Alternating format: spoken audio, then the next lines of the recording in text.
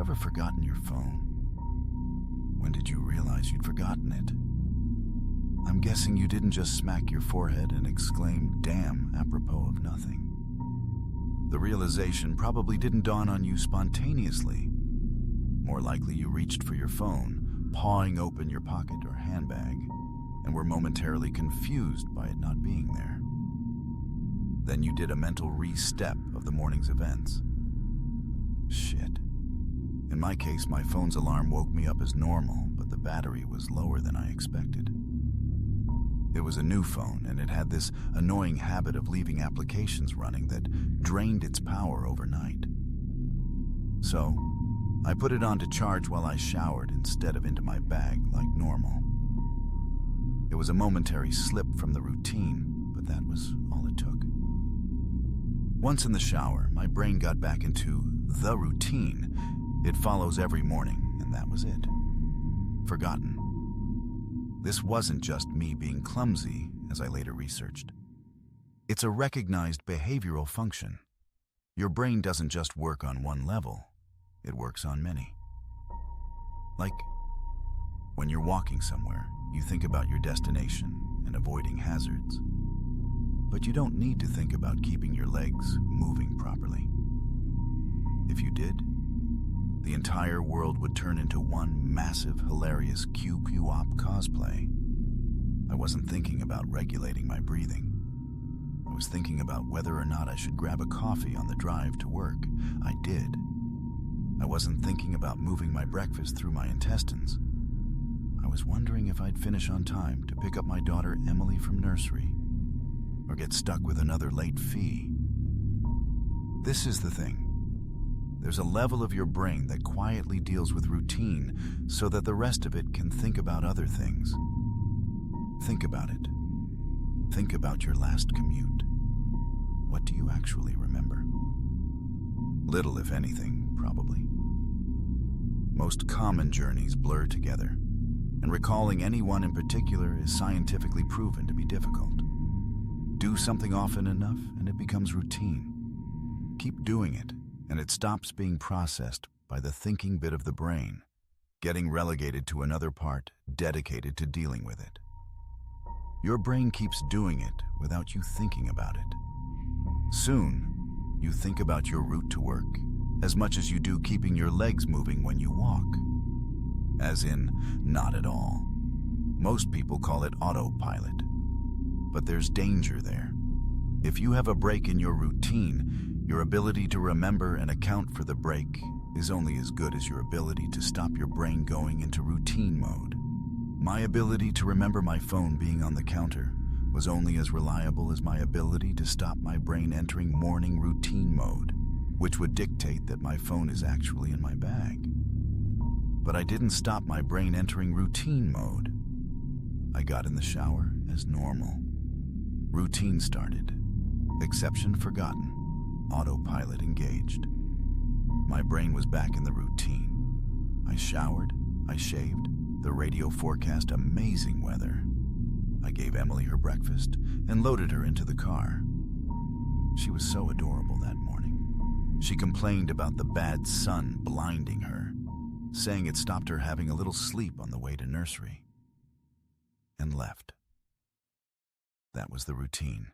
It didn't matter that my phone was on the counter, charging silently. My brain was in the routine, and in said routine, my phone was in my bag. This is why I forgot my phone. Not clumsiness, not negligence.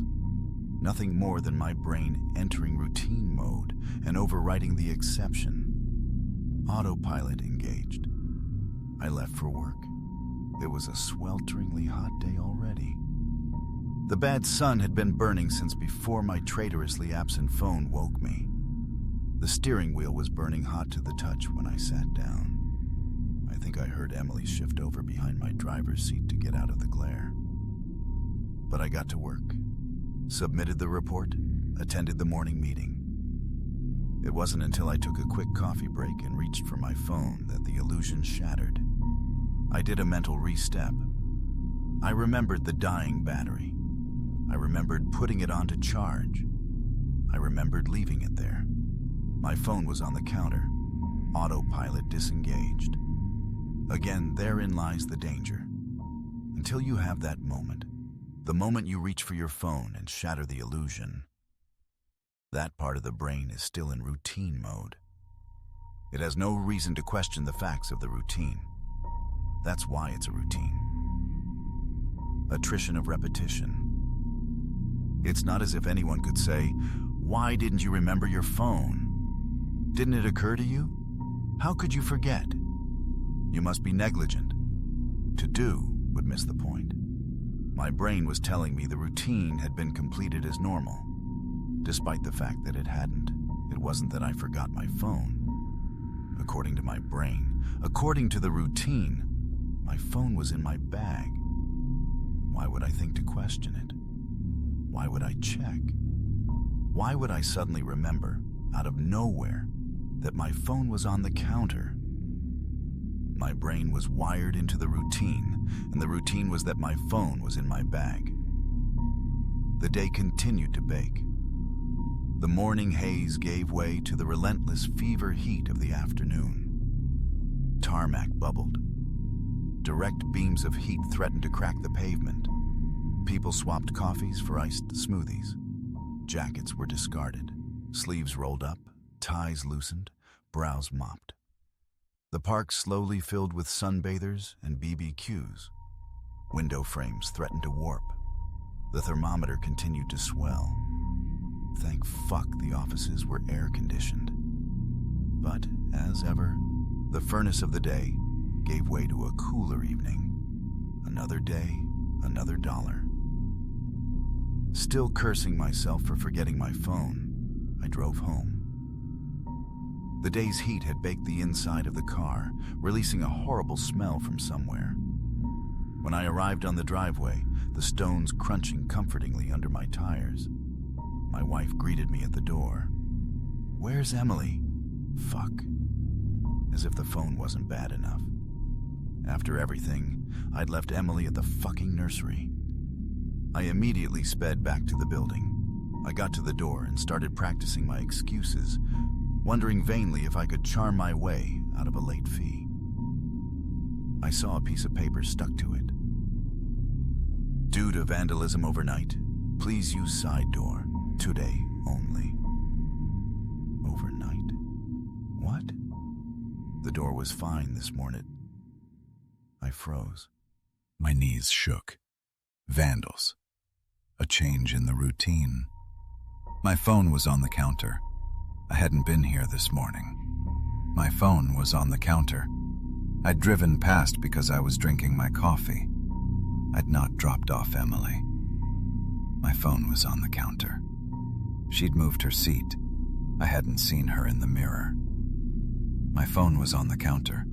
She'd fallen asleep out of the bad sun. She didn't speak when I drove past her nursery. My phone was on the counter. She'd changed the routine. My phone was on the counter. She'd changed the routine and I'd forgotten to drop her off. My phone was on the counter. 9 hours. That car. That baking sun. No air, no water, no power, no help. That heat. A steering wheel too hot to touch. That smell. I walked to the car door. Numb. Shock. I opened the door. Autopilot disengaged.